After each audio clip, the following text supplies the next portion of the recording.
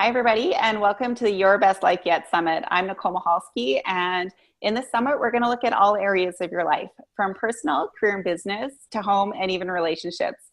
Our expert guests are going to share with you their strategies and insights, allowing you to create your best life yet, having more joy, time, money, and even freedom in your life.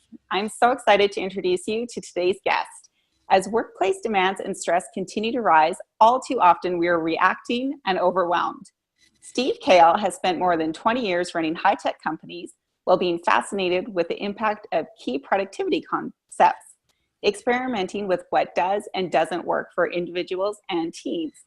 Kahle has seen firsthand how key productivity concepts allow individuals and teams to deliver significantly greater results. Using proven research and methodologies from the latest in science and behavioral psychology, as well as real-world application, Kahle delivers a systematic way for high achievers seeking an advantage in the workplace to approach work differently, more proactively. Kahle's clients are able to swiftly separate from the pack by delivering more high-value work, all while being more focused and even happier.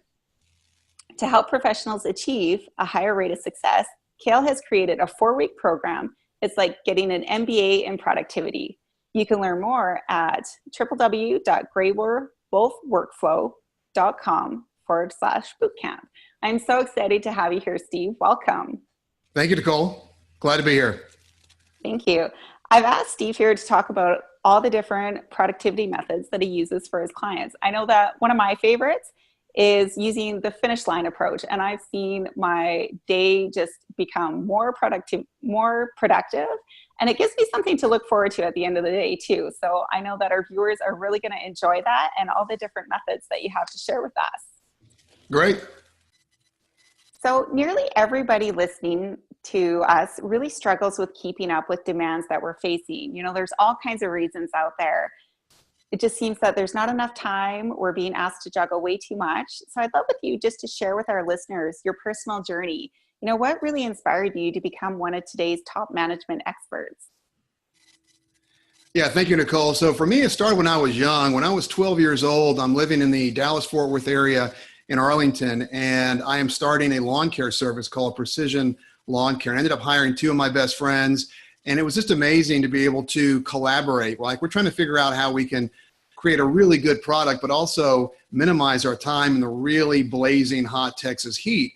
And so we did things that were very different. Like, for example, every single morning we woke up and we sharpened our mower blades. So our blades would actually cut the grass and not tear the grass, and allowed us to actually have a better looking end product, but also allowed us to go faster, less time in Texas heat, and also burn less fuel. So I really understood and got a first glimpse into the power of collaboration and figuring out ways to be able to maximize the time that we do have to ultimately produce a really good product. And kind of fast forwarding, I found myself in school and was fascinated with marketing and industrial psychology. I graduated from the University of South Florida in Tampa and found myself back into Texas. And back in Texas, I'm looking for the next opportunity. And back in '95, in my 1-bedroom apartment, I started White Lion Interactive. And we're a digital marketing agency here in Austin. And I've had 20 years of experiencing, technology and leading teams. And one story that really stood out to me along this path was listening to Mike Rowe, the man behind Dirty Jobs. And he is doing these, hardworking blue-collar jobs that most professionals wouldn't want to do. And he was addressing and kind of summarizing his experience. I think it was a total of 7 seasons doing Dirty Jobs. And he said, look, you professionals, these hardworking blue-collar American workers are so significantly happier than you, and I'll tell you why. And so I'm leaning in going, okay, Mike, why is that? And he said, because there's a clear finish line to their day. And then it hit me like a bolt of lightning. I'm like, that is exactly what we as knowledge workers need, is we need a really clear finish line. And we'll talk more about that. But also I realized in my 20-plus year journey that everybody around us, you are, Nicole, I am, everybody listening, we're all project managers. We're all managing projects to some degree in an email, typically an inbox, sometimes multiple inboxes, a calendar and a task list. And so I realized that when we onboarded people at White Lion, if they were a designer, for example, to think more like a project manager, it allowed our team to be able to serve each other better and ultimately serve our clients better. So I learned firsthand that everyone's a project manager. And I had all of this content that I've been training and building on throughout the years and studying industrial psychology and behavioral psychology, organizational psychology, as well as science, and incorporating these concepts into onboarding team members. And I continue to see more and more pain outside the organization, which is why I launched Grey Wolf Workflow. That's great. I like how you talk about everybody as being a project manager. You know, I think if we change our thought process to that and have that clear finish line, it really allows us to make the most of our day because we're in that mindset of just being productive and wanting to manage things a lot better. Sure. As you consider the people that you've worked with over the years, what are some of the biggest obstacles that you've seen that people really need to improve before they can really see their productivity go up? Yeah, I think, Nicole, first off is realizing that we can be successful, happy, and healthy. I think a lot of times we see in the modern day work environment that we're sacrificing our health and our happiness to be successful. And that's a lie. We can actually be successful, happy, and healthy. So number one is aiming for that and also realizing that there are successful frameworks out there. Like I mentioned, when we sharpen our mower blades every single morning, there's frameworks like finish line planning and Inbox 7 that will allow us to be able to operate more in that proactive lane rather than reacting. So one of the biggest obstacles I see over and over again is, number one, understanding that there are better frameworks and that most knowledge workers, because they haven't been trained properly from the beginning, need to take a step back and inventory and really recalibrate their entire approach to work. And when they have the right frameworks and methodologies, then we can really have a lot more of the time for the work that truly matters. I like that you brought up that, you know, we can have it all. We can be happy, we can be productive, we can be doing things that we really enjoy. Because I think a lot of people out there, especially if they're maybe in a career, just a job, they get sucked into the thinking that it's just like the 9-to-5 day and they're not really happy going to work. But we can change that. All we have to do is just look at it a little bit differently. Yeah, it's a really important approach. And we know that about 36% of all knowledge workers are going to work and reporting a high level of stress every single day. So it's no wonder we're not looking forward to jumping out of bed on a Monday morning and going into work. But when we're able to completely turn that around and have more intentionality with the way we approach our work, we're going to see a lot more satisfaction as we, spend more time being proactive as compared to being stressed out and reacting. And that's just the difference of being proactive, I think, versus being reactive all the time too. So you talk about finish line planning, and what are some of the small practical steps that our listeners can take to really implement that right now? Yeah, this one is big, Nicole, and this is what separates the elite professionals, and it's not hard. There's no algorithms. It's not complicated. You're using it. I'm using it right now. And the idea is we want to use our calendar as our doing list. We all need a good prioritized and pruned task list, and that task list should align with our goals and aspirations and our mission in life.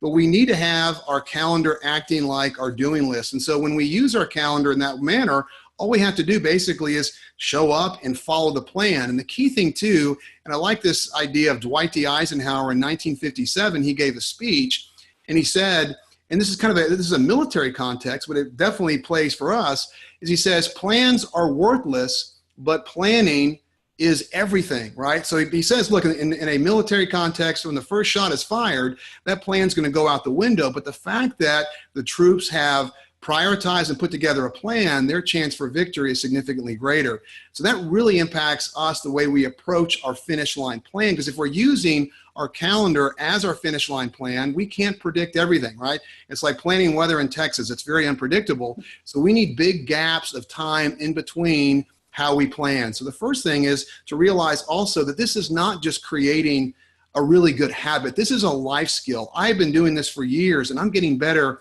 at planning every single week. I literally record what I can learn or what I learned and how I can apply that to the next day.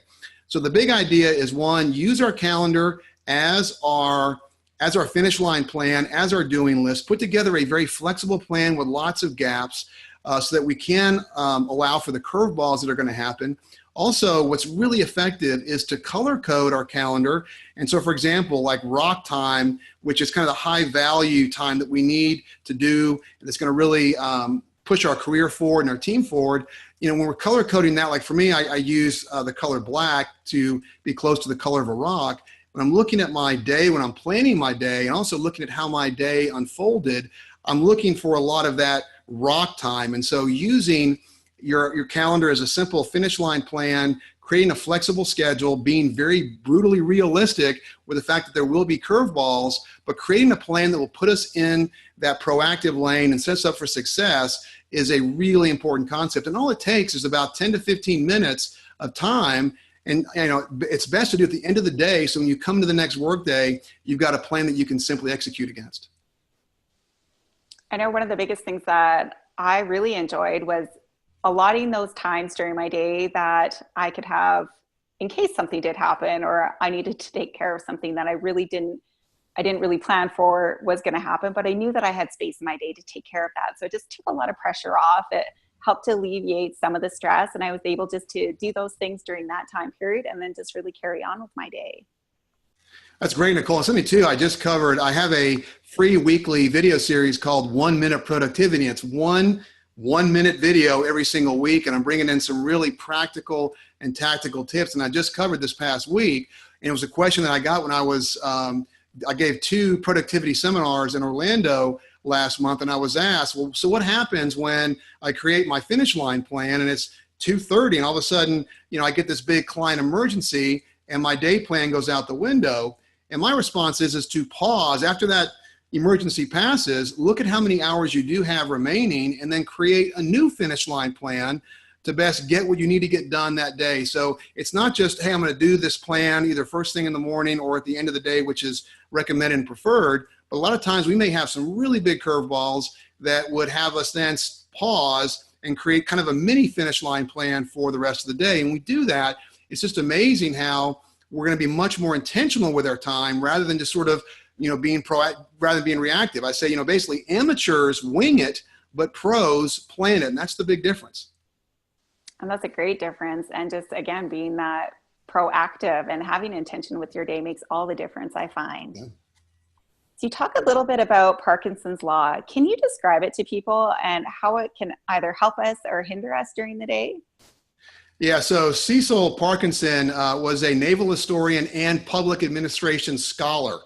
And he was writing this humorous essay in The Economist in 1930, and he led off with work expands to fit the time allowed, and kind of making a joke at, you know, public workers. And so really important to think about that concept. So think about, maybe for your viewers, the last 60-minute meeting that they were in. And a lot of times a 60-minute meeting, right, you know, the agenda expands to fit the time allowed. If we have a really tight agenda and that agenda is circulated ahead of time where we know what we're going to be talking about and we know what decisions we need to make, if we do that ahead of time, a lot of times a 60-minute meeting can become a 30-minute meeting, right? So we can actually have that work expand to 30 minutes and not 60.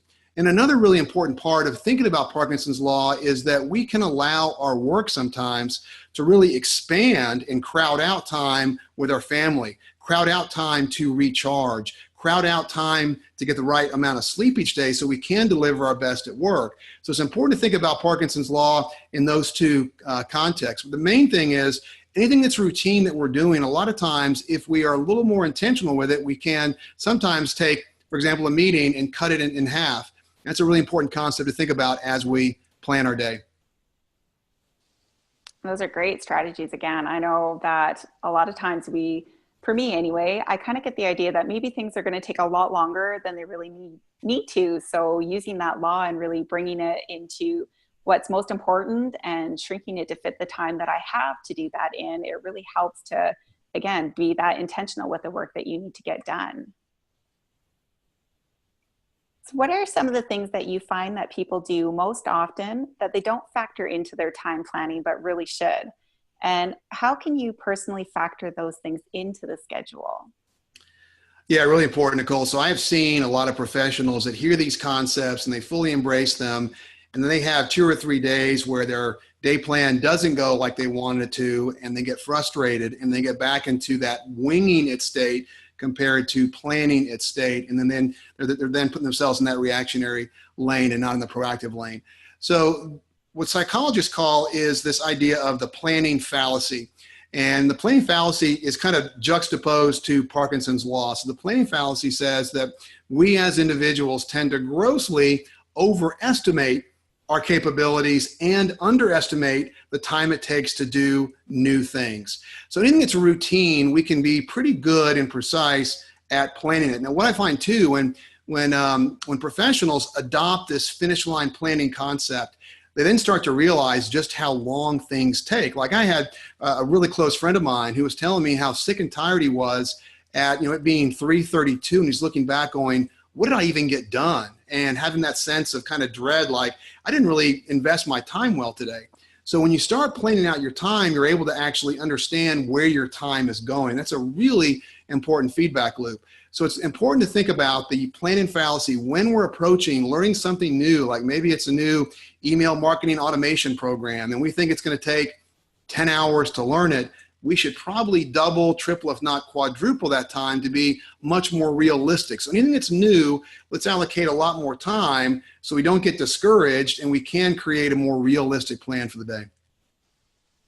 I think that's another great strategy. I think that's one of the things that I've been guilty of the most is I think that I can get a whole bunch of stuff done and learn new things, and it's only going to take me a little bit, but really it does take me almost double or even triple. Sure. And then I know that I get a little bit discouraged too, that, I don't know why it's taking so long. But when you set those expectations and really manage them ahead of time, that it is going to take us a little bit longer, give yourself that buffer, you're going to be less stressed, and it's going to be a lot better process for you to learn those new things as well, I think. I totally agree. And one thing too, Nicole, it's really important that the elite professionals do differently is not only do they create this flexible plan with lots of gaps in between each events, to allow for the curveballs, but what they're doing as well, in addition to the color coding, is they're fleshing out their day as they go. So at the end of the day, they can actually see how their time is being allocated. I like to say that time swiftly washes away the obvious. So if we don't kind of create that plan and flesh out our calendar, it's very easy to kind of forget, what did we even do today? But it's very gratifying, kind of back to Mike Rowe and Dirty Jobs, right? What blue collar workers have over white collar workers is they have a very clear finish line to their day. If we're cleaning 12 septic tanks, what happens on the 12th tank? We're done, and we have this sense of completion, this sense of gratification. So we get that same amount of satisfaction when we're looking at our calendar that's been fleshed out and ideally color coded, and we can see exactly where our time went and how we can better learn and take these concepts that tomorrow is even better. I agree. I think that's one of my favorite things to do is to, at the end of the day, actually really take a look at my calendar and see, I did manage to get all this stuff done, and here's where I can improve tomorrow and just make it that much better. It's very rewarding to have that at the end of the day. I totally agree. So one of the significant challenges for us these days is all the interruptions that are out there. All the shiny objects that vie for our attention, making it difficult for us to maintain focus. What are some examples of ideas or strategies that you recommend for leaders so that they stay more focused in such an interrupted-driven culture that we have? Yeah, first we need to understand dopamine and this addictive nature, right? That gets us hooked on alcohol and gambling. So what happens is this magic of maybe, like even with email and also with social media, that this anticipation of reading something really interesting or engaging will get us sort of hooked on constantly checking our devices. And so we have two things to work on. Number one is interruptions that are happening that we're initiating, and also those that our team is initiating. So kind of back to ourselves internally, we have the magic of maybe and also the fear of missing out, which drives us to constantly consume a lot of social media and also get addicted to our email. And once we know that, we can kind of objectify and go, okay, I get what's going on. Now I can be more intentional so I can spend more time doing really good, deep, creative work rather than allowing myself to be constantly interrupted. Now, as leaders, it's really important to understand what organizational psychology is saying about the true cost of interruptions, Nicole, and it's incredibly expensive. It's costing the U.S. economy some $600 billion every single year through unnecessary interruptions. So Professor Gloria Mark and also Microsoft have done some research, and they come up with the same conclusion that every interruption that we, and I'll use the word inflict on somebody else, will result in 20 minutes of them on average getting back to the task at hand. So if we have a team member that's doing some deep creative work, for example, and they're in the zone, we know that's a really great feeling. And all of a sudden someone does a drive-by or calls them or chats with them, they're now being pulled out of that cognitive state, and the time to get back to that task at hand again is 20 minutes. So we need to understand that every interruption is incredibly expensive. And I'm not saying that we don't interrupt at all, but we should have a really good reason to, because a lot of times we could use email, for example. If it's a simple question that's not urgent, rather than me calling you, Nicole, I could email you instead. That way you can be able to check your email on your schedule rather than you being pulled out of possibly being in a deep creative state. And so I tell team members at White Lion, for example, that I do not have an open door policy. Instead, I have an open calendar policy. Don't just, jump into my workspace, but instead look at my calendar first. And if you want to schedule me, Saturday morning to talk about something, hey, that's fine. Look at my calendar first. So we need to be just much more aware of the cost of interruptions, and then start to educate our team and figuring out ways that we can be more, less distracting, and allowing our team, because, we want to be basically a deep work culture and have more time for the deep creative work. And on that note too, I have what is called the Productivity Manifesto, and we'll include a link to that as well. And I really encourage the leaders to check this out. There's 5 main declarative statements on the manifesto and 10 productivity planks that if we follow as individual and as teams, we can be able to spend a lot more time doing that high value, deep creative work, and not just being a shallow work culture. I liked how you really linked the interruptions to costing us, because it does cost us during the day. And also, most people don't realize when they're being interrupted or when they're doing the interruption, it does take that 20 minutes to really get back into the work that you were doing. So if you're being interrupted or allowing distractions in your workspace every half an hour or an hour, it's 20 minutes every time that happens to get back to what you were doing and really be back into the work mode and creative mode as well. And I think that's something that most people don't realize or think about, but it makes such a big difference.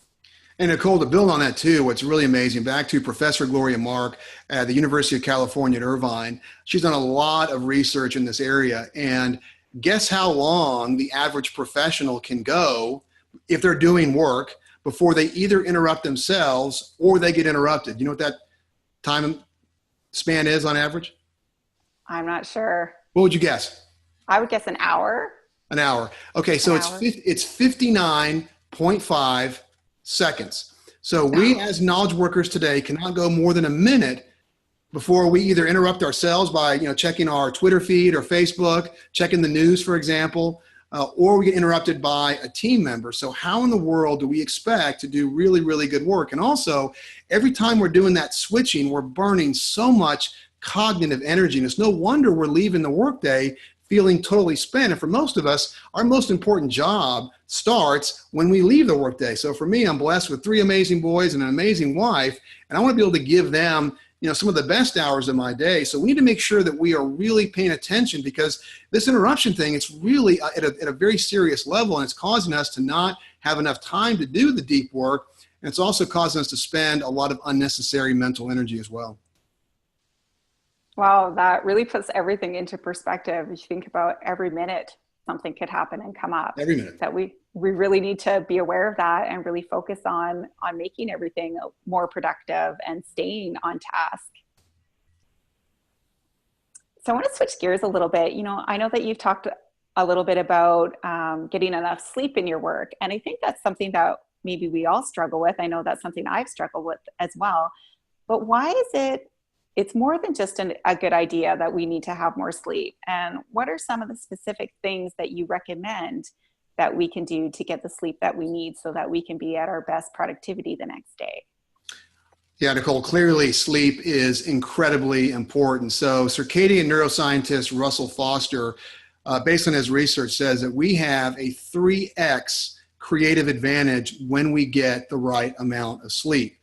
So that's a really big stat to not just gloss over. So we are 3 times more creative when we're well rested. And he says that as a society, we are desperately sleep deprived.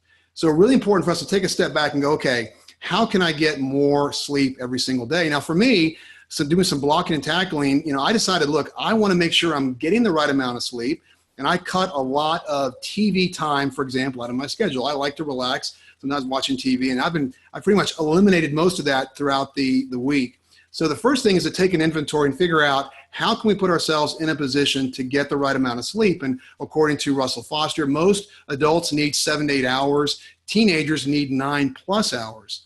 And what I like too about thinking about sleep is being really smart. And I mean, our brains really crave a plan. The reason why our finish line planning is so effective is because our brain craves a plan. Even like, I want to mention this briefly. I schedule typically 2 to 3 news and social media breaks throughout the day because I like to know what's going on and I want to have a healthy relationship. But just by having that scheduled time, my brain knows, hey, I'm gonna check my news sites at 12 o'clock. So I'm not going to be pulled in a different direction.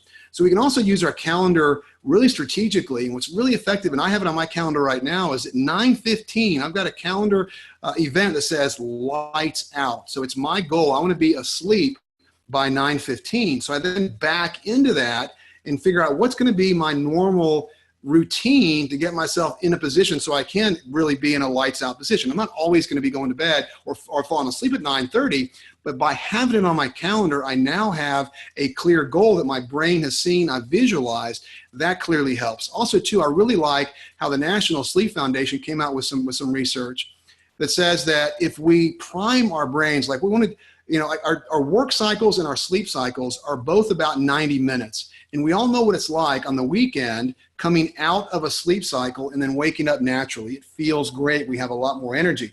We also know what it's like when all of a sudden that alarm goes off and they're right in the middle of a dream. It's very jarring. And so just by talking to our subconscious mind, I turn into a prayer and say, Lord, help me wake up at 4:58 compared to 5 a.m. It's amazing how we can be able to wake up and beat the alarm clock just by priming our brains. And one thing too I want to say too, based on the research, is if we miss one sleep cycle or if we go 6 days of 6 hours of sleep or less, it's like having a 20% cognitive impairment.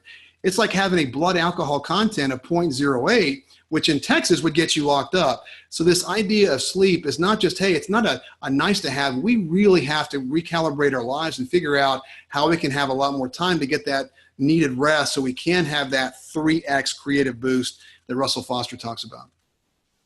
And I like that you bring that up in your work, that how sleep is so important, because I know that a lot of us that have busy schedules or just wanting to achieve more, we think, well, we can just maybe work a little bit after the kids go to bed or after supper and really push that working hour into where we really need to be getting ready to go to sleep, and not realizing that it's actually taking away our productivity that we would have had in the morning or the next day. And it's not what we need to do, that we really need to take the time to take the rest so that we can have more productivity. It kind of goes against, I think, what most of us are brought up to think.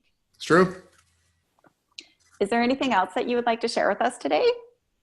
I think that to recap is that, yeah, we can be and we should be, expect to be successful, happy, and healthy. And that we want to be, it's not just about being productive for productivity's sake. We want to be more purposeful and proactive and productive with our time, having a lot more time for the work that matters.